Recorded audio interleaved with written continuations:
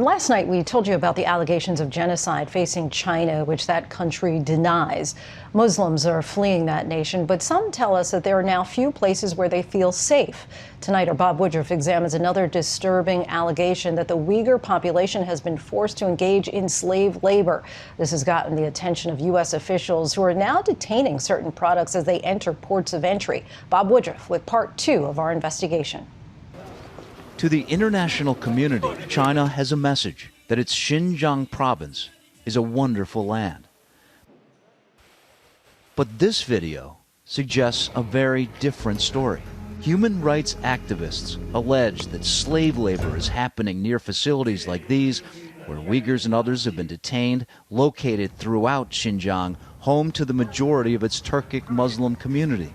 The Chinese government claims these are vocational centers. This week, we watched U.S. representatives call for a diplomatic boycott of China's 2022 Olympics over the issue. But we cannot proceed as if nothing is wrong about the Olympics going to China. There are actually factories that are effectively attached to the political education camps.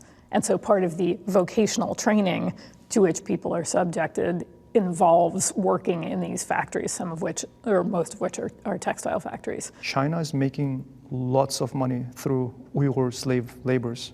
For years, the Chinese government has denied allegations of slave labor or that there are forced internment camps in the region. Many around the globe say it's part of a broader effort by the Chinese government to commit cultural genocide. In their final months, the Trump administration accused China of genocide. These are truly internment camps where these people are being treated in ways that are fundamentally inconsistent with what China would have you believe. The Biden administration agrees. Uyghurs have been accusing China of genocide for years. China wants to erase us from the map. We met Kazat Altay in 2019, a year after he says his father was taken to an internment facility in Xinjiang. He said, "Son, they're taking me." Like Kazat's father, Gulzira Alkan says she was in one of those camps, and days after her release, you were forced to go to work in that factory. I wanted to go back home, but then they said, "We'll send you back to re-education center." She managed to send a message to her husband in Kazakhstan. This picture of her outside the textile factory where she says she was forced to work. The next day, they picked me and interviewed me at the factory and got me to the card. They showed our conversation with my husband from the computer. They said, "You illegally revealed the factory to Kazakhstan." For her lack of silence, she says the government tortured her, sticking needles in her fingernails and beating her with a stick. I thought I had died that day. I felt my soul has passed.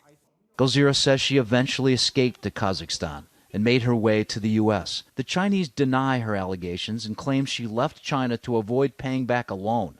They even made this short documentary in an attempt to prove it. ABC News was unable to contact any of the people featured in this production, but there was another video released on the same day. I see my father there. He was on the band, and he was publicly denouncing me on TV. Kazat is convinced his father and others were forced to make these videos. He started slowly contacting me through WeChat, and he said, they're asking you to stop. Can you stop what you're doing? I said, I can't. I'm sorry, I cannot stop. And I started asking what happened to him in those concentration camps. Today, Kazat's father is again radio silent. They came to my father and said, if you talk to him again, we will take you to the camp again. While he waits, hopeful to hear from his father again, he continues his activism. Here in the U.S., paying for it like a brand and promoting it. It is a shame on those companies. 85% of the cotton that is manufactured in China comes from the Xinjiang region. With numbers like that, it's difficult for Americans to avoid these products, with corporations stuck between ethical obligations and an economic reality. It's really a moment of reckoning in that they find themselves at the same time under enormous pressure, increasingly from, not just advocates like Human Rights Watch, but from consumers, not to use cotton or other products that may have been made by forced labor. But they're under enormous pressure from Chinese authorities not to talk about those issues publicly. U.S. Customs and Border Protection enacted a policy in January detaining all cotton products coming in from Xinjiang unless the importer can prove their product was not made with forced labor. Newark is one of the country's largest ports of entry, one of the locations where shipments that run afoul of U.S. Customs and Border Protection get sent. So these containers that came over from Xinjiang, they're now stored further away from here. Yeah, those containers, because we wanted to take a look at the cargo. CBP gave us an exclusive look at how they detain and screen these incoming cotton goods from Xinjiang, China.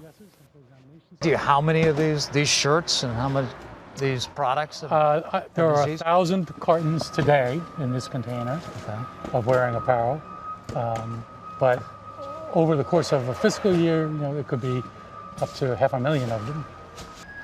So I guess it was their dream that these would end up on the clothes of some Americans with a lot of money. Consumer would have gone in and bought it, never knowing that the new shirt that they were putting on their back was the result of slave labor over in China. Whoever was importing these items has 90 days to claim them and cooperate with CBP's investigation. If they don't, the items are either sent back or destroyed. So it's more and more are coming? More and more are coming. This order only went into effect 2 weeks ago.